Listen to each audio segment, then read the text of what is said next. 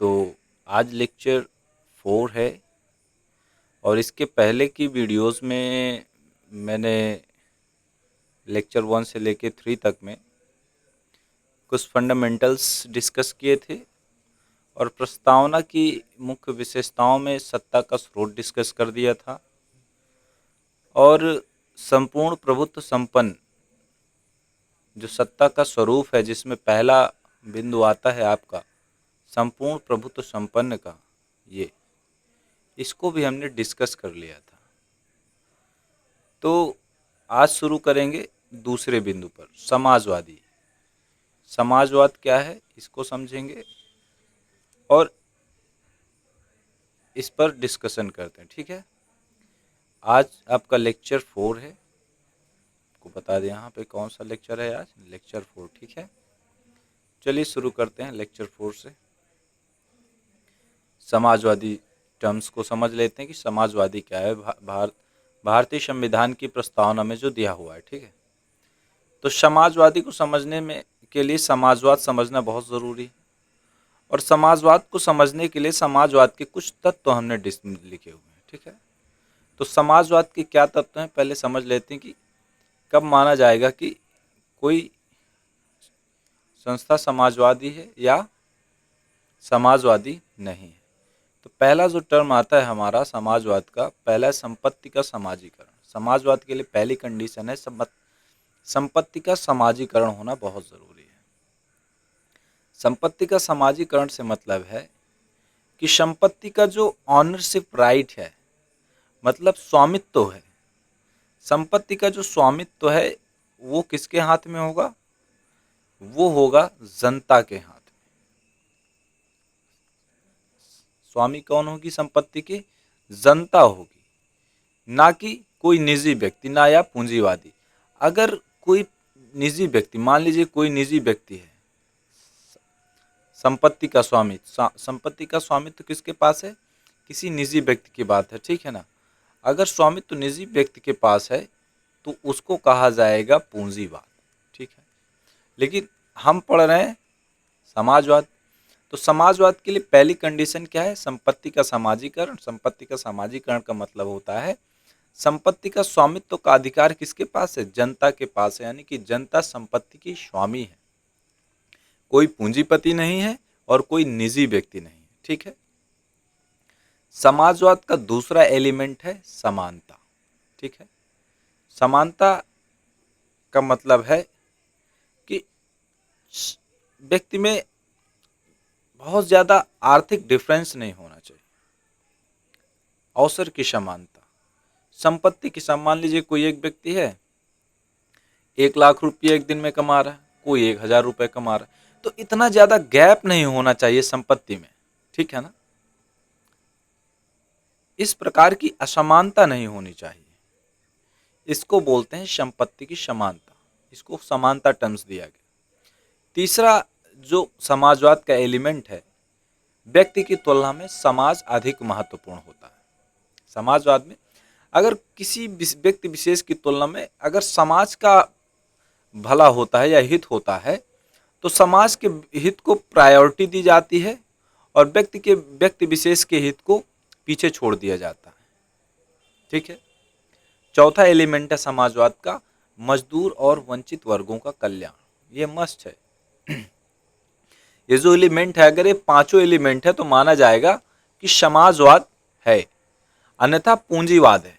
ठीक है, और चौथा एलिमेंट है आपका मजदूर और वंचित वर्गों का कल्याण, यानी कि आपका मजदूर वर्ग और वंचित वर्ग है जो भी, उसके कल्याण की भावना निहित होनी चाहिए। अगर कल्याण की भावना मजदूर और वंचित वर्गों के पक्ष में नहीं है तो उसे समाजवाद नहीं माना जाएगा और ये माना जाएगा कि भारतीय संविधान में समाजवादी जो तत्व है वो विफल हो रहा है, यानी कि भारतीय संविधान में समाजवादी तत्व की कोई प्रासंगिकता नहीं बची, ऐसा माना जाएगा। और पांचवा एलिमेंट है आपका शोषण विहीनता या शोषण की समाप्ति।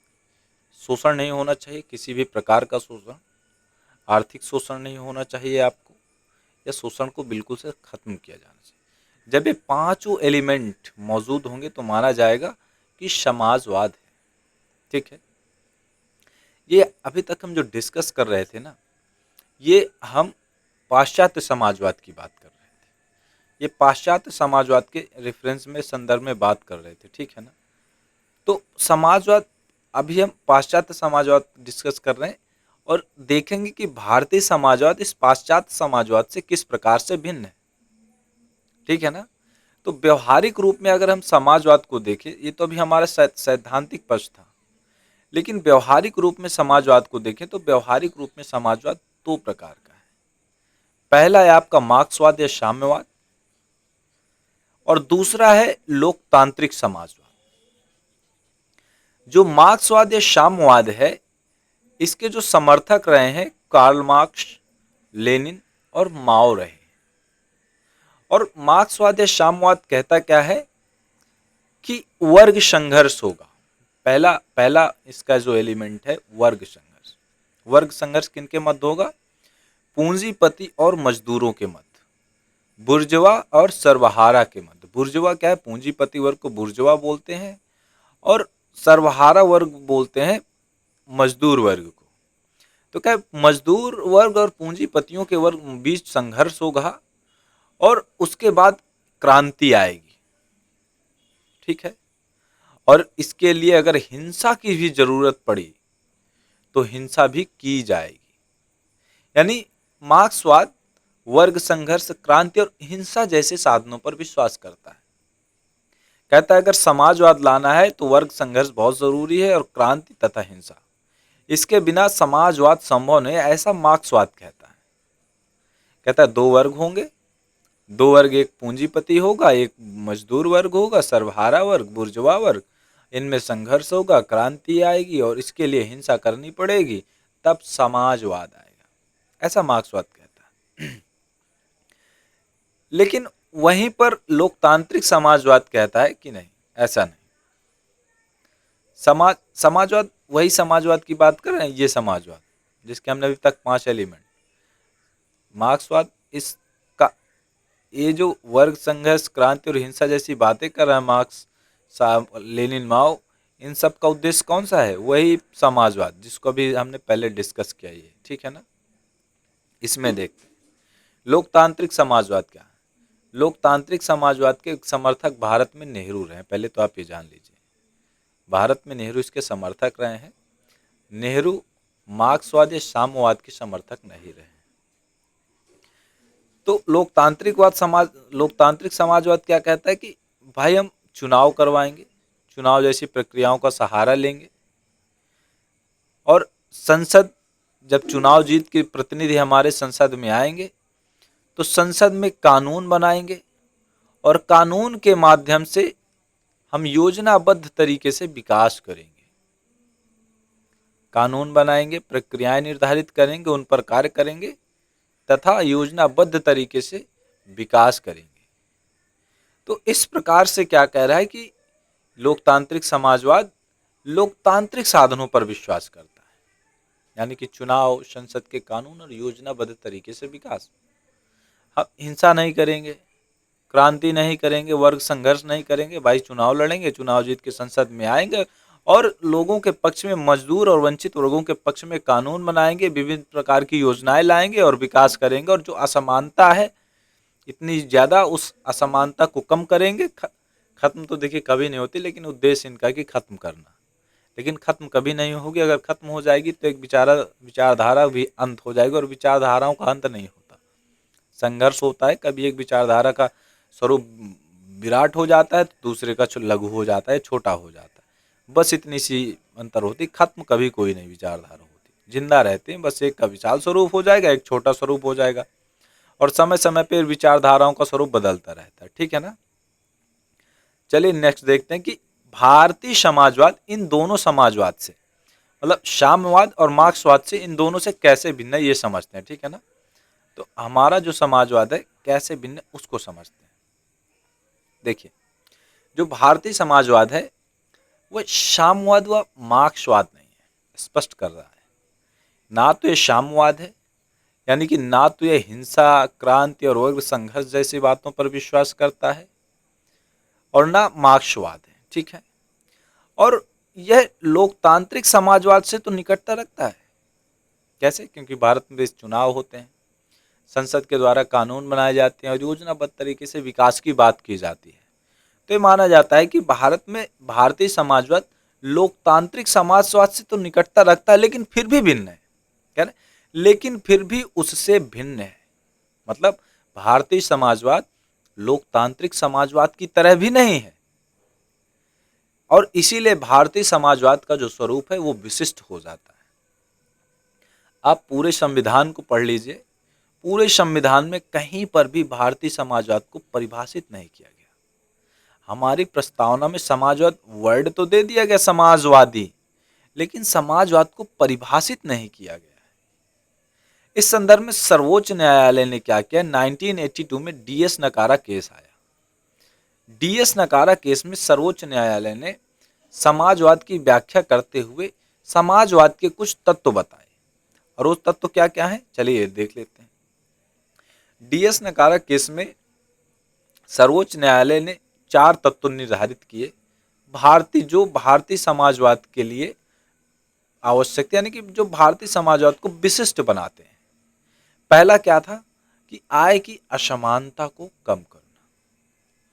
पहला जो तत्व दिया भारतीय समाजवाद सर्वोच्च न्यायालय ने, सर्वोच्च न्यायालय ने कहा कि आय की असमानता को भाई साहब कम करिए। इतना ज्यादा नहीं होना चाहिए कि एक व्यक्ति एक दिन में 1 लाख रुपया कमाए और एक व्यक्ति एक दिन में 1,000 रुपया। आय के साधनों पर, उत्पादन के साधनों पर किसी एक व्यक्ति का वर्चस्व हो और दूसरा व्यक्ति हाशिए पर खड़ा हो, ऐसा नहीं होना चाहिए। इसके लिए क्या किया जाए? आय की असमानता को कम करना है।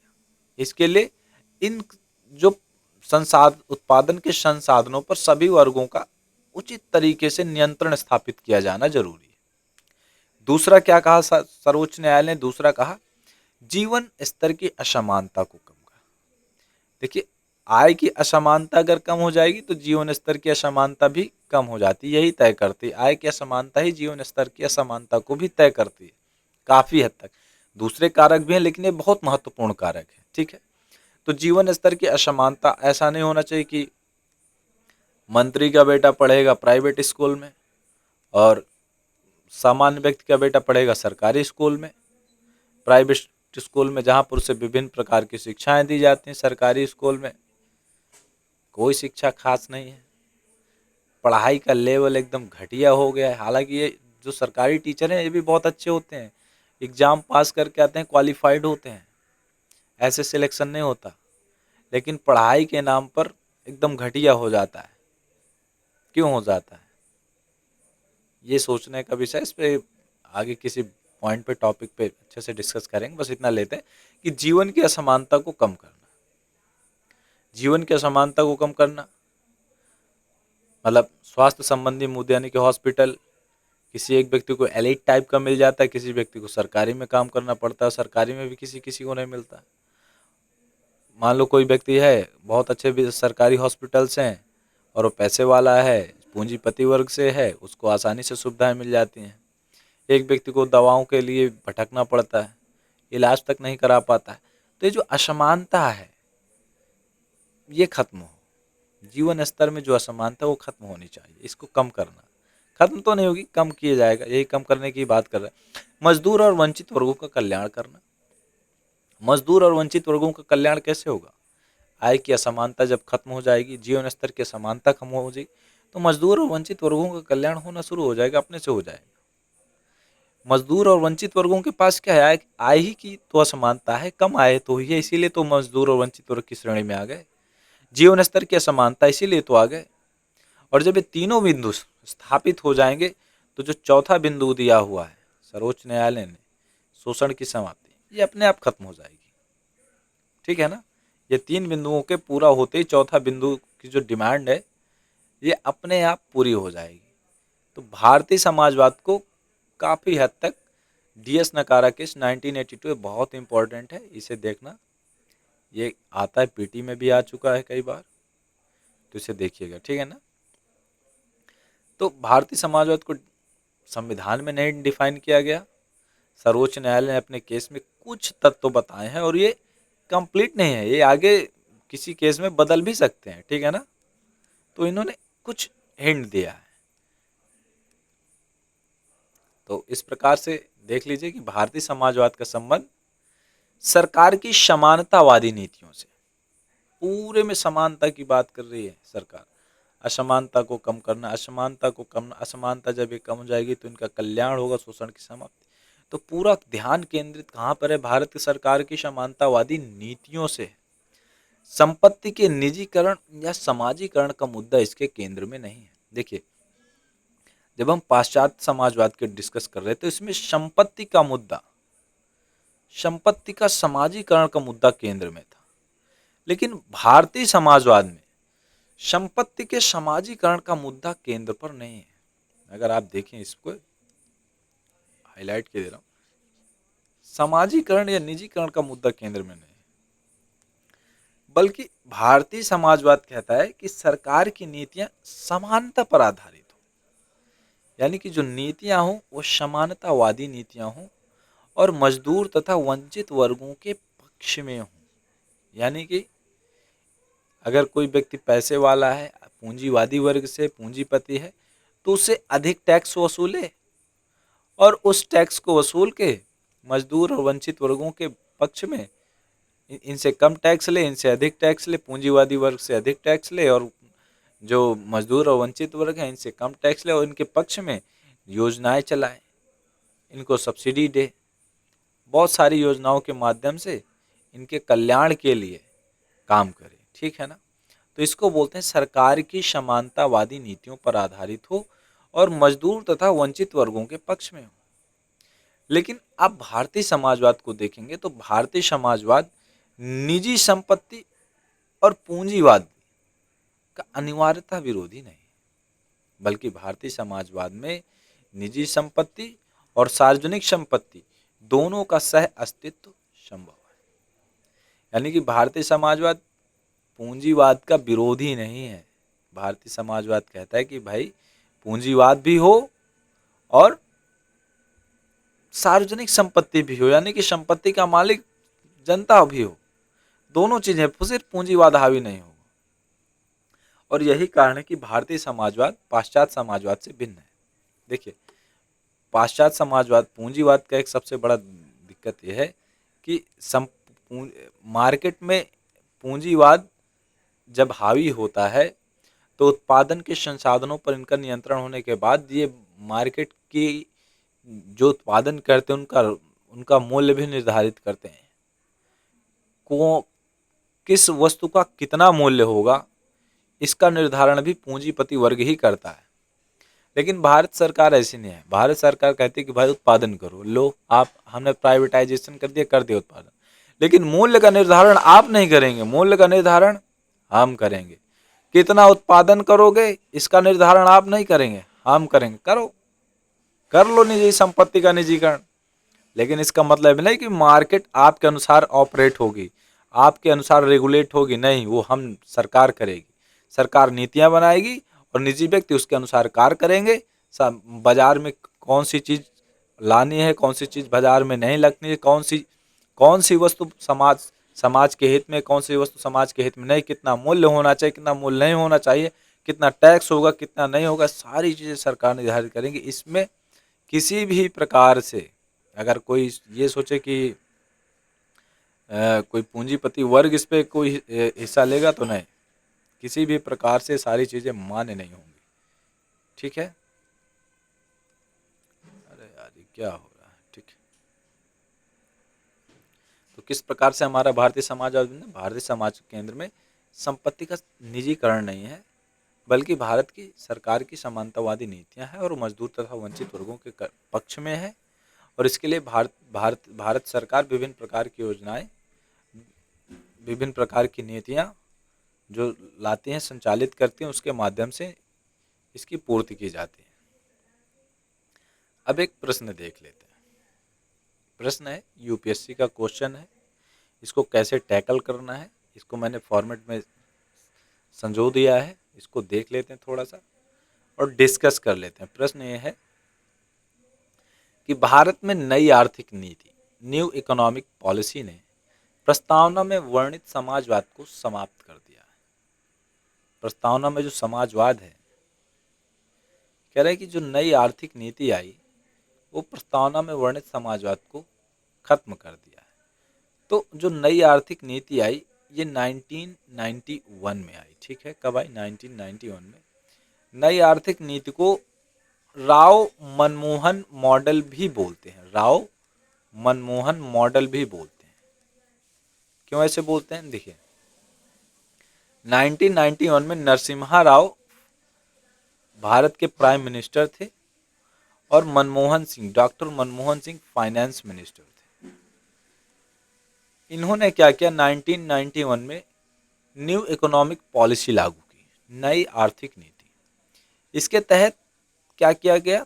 3 महत्वपूर्ण सुधार किए गए, 3 महत्वपूर्ण कदम उठाए गए। पहला, उदारीकरण किया गया, लिबरलाइजेशन किया गया। उदारीकरण का मतलब होता है कि नियम या प्रक्रिया को सरल अथवा उदार बनाना। नियम अथवा प्रक्रिया क्या है? कि जब विदेशी कंपनियां भारत में आएंगी तो जो नियमों को लेकर उन्हें दिक्कतें होती थी, प्रक्रियाओं को लेकर, किसी चीज़ का परमिशन चाहिए तो कहाँ पे जाए, 4 विभाग हैं, चारों विभाग को अलग अलग जाकर सबसे परमिशन ले, और बहुत लंबी प्रक्रियाएं हुआ करती थी। इन सब को क्या किया गया? सरल बना। आज तो सिंगल विंडो सिस्टम कर दिया गया कि एक ही विंडो पे सारी प्रकार की फॉर्मेलिटीज़ है पूरी हो जाएंगी, सारी प्रकार की परमिशंस मिल जाएंगी, सारी सारी चीज़ सिंगल विंडो सिस्टम के तहत ये कर दिया गया है। तो उदारीकरण क्या किया गया? नियम और प्रक्रिया को सरल बना दिया गया। इतना कठिन नहीं किया गया है कि इन्वेस्टमेंट ही भारत में ना आए, और ये इन्वेस्टमेंट के लिहाज से कि भारत में इन्वेस्टमेंट आना शुरू हो जाए, भारत में लाल फीताशाही कम हो, इसको बोल दिया गया उदारीकरण। दूसरा, निजीकरण किया गया। जो भारत के सरकारी कारखाने थे उनको क्या किया जाने लगा? निजी क्षेत्र को सौंपा जाने लगा। सरकारी कारखाने जो थे वो घाटे में जाने लगे, रख रखाव बड़ा मुश्किल होने लगा उनका, और वो घाटे में जाने लगे तो सरकार ने उनका प्राइवेटाइजेशन करना शुरू कर दिया, और जब वो प्राइवेटाइजेशन किया तो मुनाफे में जाना शुरू हो गए। तो दूसरा इन्होंने कदम उठाया था प्राइवेटाइजेशन का। तीसरा, नई आर्थिक नीति के तहत किया गया था भूमंडलीकरण या वैश्वीकरण, जिसे इंग्लिश में बोलते हैं ग्लोबलाइजेशन का। इसमें क्या किया गया कि भारत की जो अर्थव्यवस्था है इसे वैश्विक अर्थव्यवस्था से जोड़ दिया गया। भारत की अर्थव्यवस्था को वैश्विक अर्थव्यवस्था से जोड़ने का मतलब ये होता है कि भारत की अर्थव्यवस्था विश्व की अर्थव्यवस्था के साथ व्यापार करना शुरू कर दी, प्राइवेटाइजेशन जैसे मुद्दों पर कार्य करना शुरू कर दी, और विभिन्न प्रकार की जो आर्थिक गतिविधियां हैं, विभिन्न प्रकार के जो आर्थिक मंच हैं, उन पे भागीदारी सुनिश्चित करना शुरू कर दी। यानी कि अब विश्व में जो आर्थिक हलचल होगी उसका प्रभाव अब भारत में भी पड़ेगा। अगर मंदी आएगी तो मंदी का प्रभाव भी भारत में पड़ेगा, और अगर अर्थव्यवस्था में कोई बूम आता है, कोई उछाल आता है, कोई परिवर्तन आता है, कोई अच्छा सकारात्मक परिवर्तन आता है, तो उसका प्रभाव भी भारत में पड़ेगा। ये होता है वैश्विक अर्थव्यवस्था से जुड़ जाना। ठीक है, तो ये हमने समझ लिया, पहला पॉइंट है हेडर आपका, आर्थिक नीति समझ लिया। ठीक है ना? अब दूसरा समझ लेते हैं इसमें कैसे क्वेश्चन को फ्रेम किया गया है। देखिए, हेडर लिया, नई आर्थिक नीति को समझा, समझेंगे प्रस्तावना में वर्णित समाजवाद क्यों इसका विरोधी है, और फिर हम अपना मत व्यक्त करेंगे। ठीक है ना? तो दूसरा समझ लेते हैं कि ऐसा क्यों कहा गया कि भाई साहब भारत में समाजवाद कमजोर हो रहा है। दूसरा पॉइंट इसका ले, नई आर्थिक नीति को अपनाने के कारण, देखिए फ्रेम कैसे किया है, नई आर्थिक नीति को अपनाने के कारण भारत में पूंजीवाद और निजी संपत्ति को बढ़ावा मिला है। इसी बात को है प्रश्न में कहा जा रहा है कि समाजवाद को समाप्त कर दिया गया है। और समाजवाद का हमने तत्व में क्या डिस्कस किया था? संपत्ति का समाजीकरण। और इसमें क्या हो रहा है? जब ये बोल रहा है कि समाजवाद को खत्म कर दिया गया है, देखिए यहाँ पे देखिए, समाप्त कर दिया गया है, तो वही आरोप लगाया जा रहा है कि भाई क्यों ऐसा कहा जा रहा है। पहले तो हमने समझ लिया कि नई आर्थिक नीति क्या है, दूसरा आरोप क्यों लगाया जाए, फिर हम अपना मत देंगे और क्वेश्चन पूरा हो जाएगा, क्वेश्चन का आंसर पूरा हो जाएगा, ठीक है ना। 150 शब्दों में है, इसे लिखना है। तो नई आर्थिक नीति को अपनाने के कारण भारत में पूंजीवाद और निजी संपत्ति को बढ़ावा मिला है, जिसके कारण यह आरोप लगाया गया है कि भारत में पूंजीवाद मजबूत हो रहा है और समाजवाद कमजोर हो रहा है। अगर नई आर्थिक नीति में संपत्ति के निजीकरण की बात नहीं आती, प्राइवेटाइजेशन की बात नहीं आती, तो ये आरोप शायद कमजोर हो जाता, ये आरोप टिक नहीं पाता। लेकिन इन्होंने आरोप लगाया कि भाई पूंजीवाद और निजी संपत्ति, इनको बढ़ावा मिल रहा है, और जब ये दोनों चीजें बढ़ रही हैं तो समाजवाद बचेगा कैसे। अब हम इसके बाद अपना मत व्यक्त करते हैं कि भाई ये मत सही नहीं है, ये अब हमारा है, अब ये जो अंतिम पैरा है ये हमारा स्टैंड है, ये मत सही नहीं है। क्यों सही नहीं है, हम इसको थोड़ा सा बताते हैं कि भारतीय समाजवाद पाश्चात्य समाजवाद से अलग है। पाश्चात्य समाजवाद के केंद्र में संपत्ति का समाजीकरण, देखिए पाश्चात्य समाजवाद के केंद्र में क्या है, संपत्ति का समाजीकरण है, जबकि भारतीय समाजवाद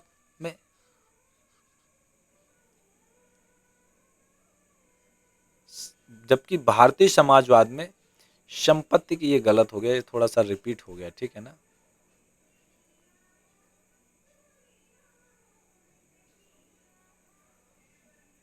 भारतीय समाजवाद में संपत्ति का समाजीकरण का मुद्दा नहीं है। तो क्या है, इसके आगे लिख देंगे, भारतीय समाजवाद में संपत्ति के समाजीकरण का मुद्दा नहीं है, बल्कि भारतीय समाजवाद सरकार की समानतावादी नीतियों पर आधारित है, जो मजदूर और शोषित वर्गों के कल्याण के पक्ष में। अतः प्रस्तावना में वर्णित समाजवाद प्रासंगिक है और प्रस्तावना में वर्णित समाजवाद कमजोर नहीं हुआ है। अर्थात नई आर्थिक नीति के लागू होने के पश्चात भारत में प्रस्तावना में वर्णित समाजवाद का तत्व प्रासंगिक बना हुआ है और कमजोर नहीं हुआ है, ठीक है ना। ये हमारा स्टैंड होगा। अगर इस पर उंगली उठ गई तो भाई साहब प्रस्तावना पे उंगली उठ गई ना, तो ये स्टैंड थोड़ी लिया जाएगा, ठीक है। देखिए आगे भी मैंने फ्रेम किया है, देख लेते हैं। समानता, शोषण विहीनता और मजदूर तथा वर्गीकरण का मुद्दा है। अतः नई आर्थिक नीति से भारत में पूंजीवाद मजबूत हुआ है, लेकिन इससे समाजवाद की समाप्ति नहीं हुई। आज भी भारत में सरकार की नीतियां समावेशी विकास के आधार पर कार्य करती हैं, यानी कि जो नीतियां समावेशी विकास पर आधारित हैं, तथा मजदूर और वंचित वर्गों के कल्याण के लिए अनेक कल्याणकारी योजनाएं भी चलाई जा रही हैं, जो समाजवाद को प्रकट करती हैं। इतना हमारा क्वेश्चन का आंसर हो गया और हमारा क्वेश्चन स्पष्ट हो गया, ठीक है। चल देखते हैं नेक्स्ट, हम देख लेते हैं। अभी तक हमने डिस्कस किया है समाजवाद, प्रस्तावना में जो वर्णित तत्व था समाजवादी। तो किस प्रकार से हमने समाजवाद को समझा, समाजवाद में हमने पाश्चात्य समाजवाद के रूपों को, प्रकारों को समझा, और भारतीय समाजवाद पाश्चात्य समाजवाद से किस प्रकार भिन्न है ये समझा, और एक क्वेश्चन डील किया जिसमें यह था कि नई आर्थिक नीति के लागू होने के बाद भारतीय समाज प्रस्तावना में वर्णित समाजवाद कमजोर हो रहा है। और नई आर्थिक नीति में 3 बिंदु थे, लिबरलाइजेशन, प्राइवेटाइजेशन और ग्लोबलाइजेशन।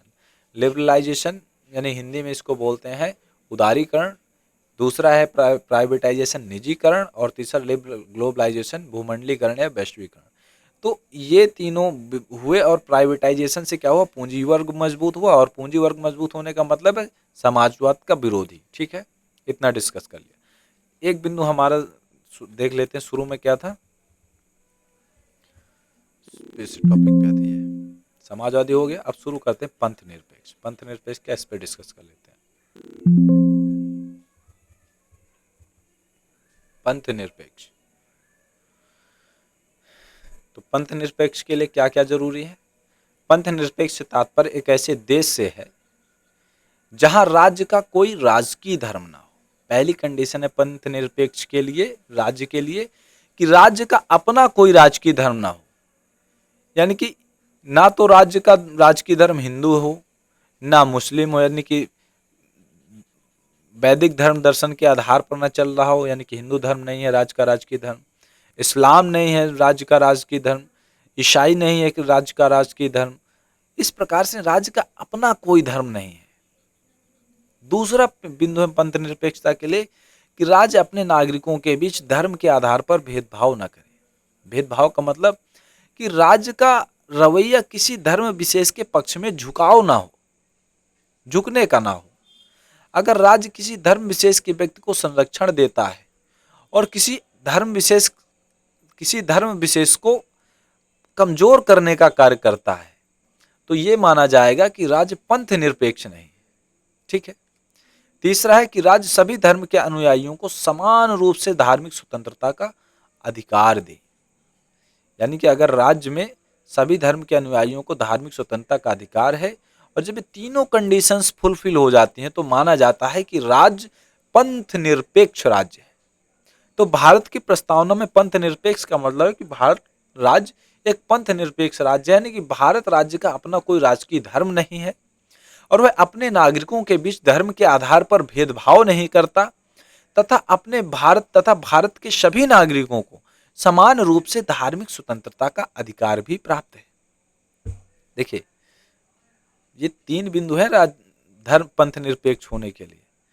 तो राजकीय धर्म तो नहीं है भारत का, यानी कि, लेकिन क्या धर्म के आधार पर भारत में भेदभाव नहीं होता? क्या ये बात सच है? भारत में धर्म, जाति, क्षेत्र जैसे कारक बहुत अधिक प्रभावित करते हैं। तो क्या भारत एक पंथ निरपेक्ष राष्ट्र है? चलिए इस मुद्दे पर एक प्रश्न भी है यूपीएससी का, उसे डिस्कस कर ले लेते हैं। ये आपका प्रश्न कि क्या भारत एक पंथ निरपेक्ष राज्य है, इस पर डिस्कस करते हैं। तो इसका उत्तर फ्रेम किया मैंने, देख लीजिए कैसे है कि भारत को संवैधानिक तौर पर एक पंथ निरपेक्ष राज्य माना जा सकता है। कि भारत की संविधान के प्रस्तावना में तो लिखा हुआ है कि भारत एक पंथ निरपेक्ष राज्य है, क्योंकि भारत में राज्य का अपना कोई राजकीय धर्म नहीं है। लिखा भी है पंथ निरपेक्ष राज्य, और भारत का कोई राजकीय धर्म भी नहीं है। और भारतीय संविधान की प्रस्तावना भी यही देखिए घोषित करती है कि भारत एक पंथ निरपेक्ष राज्य है। भारत के संविधान में समानता का अधिकार एक मौलिक अधिकार है। इसे फंडामेंटल राइट बनाया गया है, समानता का अधिकार, जो नागरिकों के बीच भेदभाव की मनाही करता है। देखिए 3 चीजें हमने डिस्कस कर दी कि कैसे हमारा भारत का संविधान एक पंथ निरपेक्ष, भारत एक पंथ निरपेक्ष राज्य। उसके लिए 3 हमने पॉइंट दिए कि भारत क्या है, एक का राजकीय धर्म नहीं है, प्रस्तावना में वर्णित भारत का पंथ निरपेक्ष राज्य है, और मौलिक अधिकार है जो धर्म के आधार पर भेदभाव नहीं करता। 3 बिंदु ये हो गए। आगे देखते हैं। भारत में धार्मिक स्वतंत्रता का अधिकार एक मौलिक अधिकार है जो सभी धर्म के अनुयायियों को अपने अनुसार धर्म का आचरण करने की स्वतंत्रता देता है। धार्मिक स्वतंत्रता का अधिकार व्यक्ति को उसके अपने अपने अनुसार धर्म की आचरण करने की स्वतंत्रता देता है।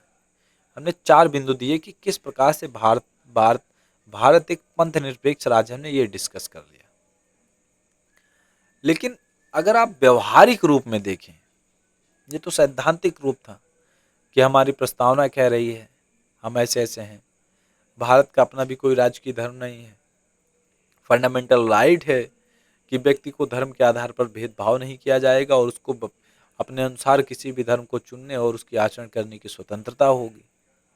लेकिन क्या व्यवहार में ये है? नहीं। अगर हम चुनाव की बात करते हैं तो चुनाव में उम्मीदवारों का चयन भी ना धर्म और जाति जैसे कारकों के आधार पर होता है। बहुत सारे ऐसे क्षेत्र हैं जहां पर धर्म हावी होता है, जहां पर जाति हावी होती है। उत्तर प्रदेश और बिहार में तो जाति बहुत बड़ी भूमिका निभाती है, लेकिन यहाँ पे धर्म की बात हो रही है। ठीक है ना? तो भारत में तो धर्म के आधार पर चुनाव हो ही जाते हैं। जनमत पूरा एकजुट हो जाता है धर्म और जाति के नाम पर। तो यानी कि व्यवहारिक रूप में ये चीज बड़ी संकटमय स्थिति में दिखाई देती है। दूसरा, भारत में चुनाव के दौरान व्यवहार में धार्मिक मुद्दे भी उठाए जाते हैं। हिंदू मुस्लिम का मुद्दा तो सबसे ज्यादा ज्वलंत मुद्दा बन जाता है चुनावों के दौरान। भारत में जनता का मतदान व्यवहार भी धर्म और जाति जैसे कारकों से प्रभावित होता है।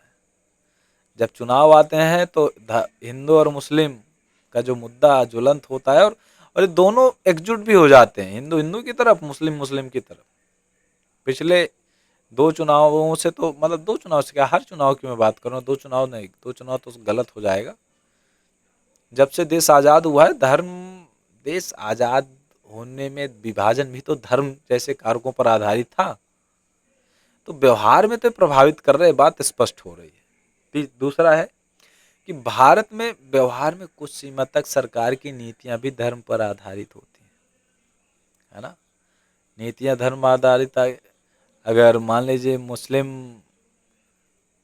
बाहुल्य की सरकार है, मुस्लिम की समर्थक सरकार है, तो फिर उनकी हज यात्रा पर उनको सब्सिडी देने लगती है। हिंदू समर्थक सरकार आ जाती है तो हिंदुओं को सब्सिडी मिलना शुरू हो जाता है। ये मतलब क्या नीतियां हैं, देखिए कैसे सरकारी नीतियां धर्म के आधार पर तय होती हैं। ये मुख्य बिंदु यहाँ पर है, ये है इसका मतलब। तीसरा बिंदु देख लेते हैं कि भारत में व्यवहार में धर्म पर आधारित अनेक महत्वपूर्ण संगठन हैं। धर्म का संरक्षण देने के लिए बहुत सारे संगठन हैं धर्म विशेष का, और इन संगठनों का काम क्या है कि जो सरकार की नीतियां हैं उनको प्रभावित करते हैं। कैसे कि इन जैसे धार्मिक संगठन होते हैं तो ये खुद बोलते हैं कि सरकार की ये नीति हिंदू विरोधी है या मुस्लिम विरोधी है, और इतना ज़्यादा नीतियों को प्रभावित करते हैं कि कई बार इन लोगों को अपनी नीतियों को बदलना पड़ जाता है। तो ये जो धार्मिक संगठन बहुत बड़ी भूमिका निभाते हैं इस प्रकार। और इसके बाद हम दे देते हैं कंक्लूजन। यह सत्य है कि भारतीय राजनीति में धर्म की महत्वपूर्ण भूमिका देखी जाती है, लेकिन ये खत्म कैसे होगा?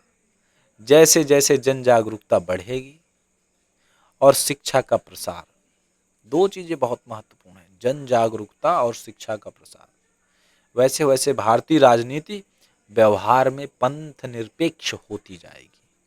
अगर इसे व्यवहारिक रूप से पंथ निरपेक्ष करना है तो भाई साहब दो चीजों का, शिक्षा और जागरूकता।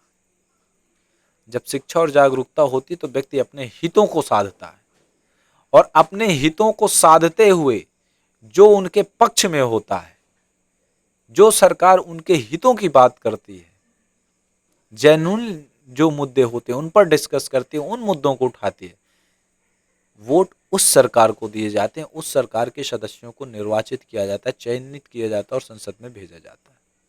और ये तभी होगा जब शिक्षा और जागरूकता दोनों का ठीक ठाक स्तर हो जाएगा। ठीक है, तो इस वीडियो में इतना ही। नेक्स्ट वीडियो में प्रस्तावना के जो बचे हुए बिंदु हैं, मुद्दे, उनको डिस्कस करेंगे। ठीक है, चलिए।